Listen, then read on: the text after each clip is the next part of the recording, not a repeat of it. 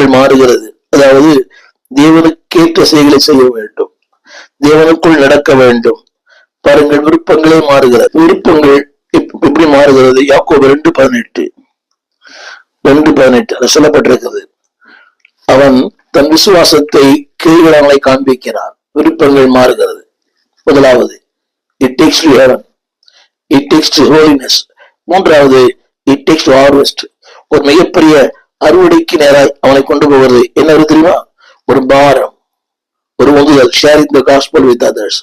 இன்னைக்கு ரட்சிக்கப்பட்டவர்களுக்கு பாரமே இல்லை. திரும்ப சொல்கிறேன், எவனோனுக்கு அந்த ஆத்மா பாரம் இல்லையோ அவன் ரட்சிக்கப்படவே இல்லை. தைரியமா சொல்ல முடியும். ரட்சிக்கப்பட்ட எவனோனுக்கு ஆத்மா பாரம் இல்லையோ, அழிந்து ஒரு ஆத்மாக்களை குறித்த ஒரு உணர்வு சிந்தை இல்லையோ அவனுக்கு ரட்சிப்பே இல்லை. அப்படித்தான் சொல்லுகிறது. வாசித்து பாருங்கள் அந்த வசனம். அப்போஸ்தலர் நடபடிகள் 1:8. அந்த வார்த்தை இப்படி சொல்லுகிறது, நீங்கள் பலனடைந்து உலகம் முழுவதும் எனக்கு சாட்சியாயிருப்பீர்கள். அப்படியானால் எவன் ஒருவனுக்கு அந்த ரட்சிப்பின் அனுபவம் இருக்கிறதோ, மார்க்கு 16:15, என்ன செய்வான்? போய் சர்வ சிருஷ்டிக்கும் சுவிசேஷத்தை அறிவிப்பான். பிகாஸ் அந்த burden, முதல் குறிப்பு என்னவென்றால் the marks of genuine salvation.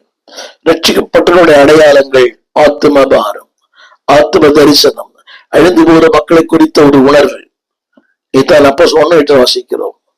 மூன்றாவது மட்டுமல்ல, ரட்சிக்கப்பட்ட ஒருவன் சோம்பேறியா இருக்க மாட்டான். நிறைய பேர் சோம்பேறியாவே இருக்கிறாங்க. ஆளுக்கு வருவதிலே தாமதம், ஆராதனை தாமதம், துதிப்பதிலே சோர்வு, எல்லாம் சோர்வு. பிகாஸ் அவன் சரியான ரட்சிப்பு இல்லை. சரியான ரட்சிப்பு இருக்குமே ஆனால் இவள் ஆக்டிவ், எப்பொழுதும் சுறுசுறுப்பாக இருப்பான். வசனத்தை வாசிக்கிற கேளுங்கள். மத்தேயு 5:16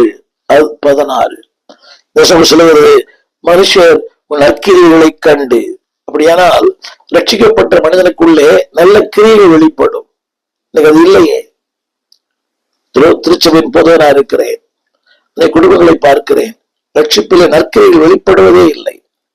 ஏதோ சபைக்கு போகணும், சாப்பிடணும், தூங்கணும், அந்த அன்னைக்கு நல்லா சூப்பர் ஆராதிக்கணும், நல்ல செய்தி கேட்கணும், அடுத்த வீட்டுல போய் தூங்கி. நற்கிரியைகளே இல்லை. அதாவது அறிவிக்க வேண்டும், சொல்ல வேண்டும், மாற வேண்டும், அறியப்படா ஜனங்களுக்கு நற்கிரியை என்பது அறிவிப்பதான் நற்கிரியை. ஒவ்வொரு நாளும் திரு மக்களை சந்திக்கிறோம், வீதிகளே சந்திக்கிறோம், நம்மை தேடி மக்கள் வருகிறார்கள். இத்தனை பேர் வராங்க. வெட்கம் வேண்டாம். ஒரு சின்ன டாஸ்க் கொடுங்க, ஒரு சின்ன ஒரு வார்த்தை சொல்லுங்க. இல்லாவிட்டு அவங்க ஊழியர்களை ஒரு கர்த்தருடைய வார்த்தை எழுதி போடுங்க, அவங்க படிக்கட்டும். அது என்னைக்கே அவர்கள் கிரியை செய்யும். என்னுடைய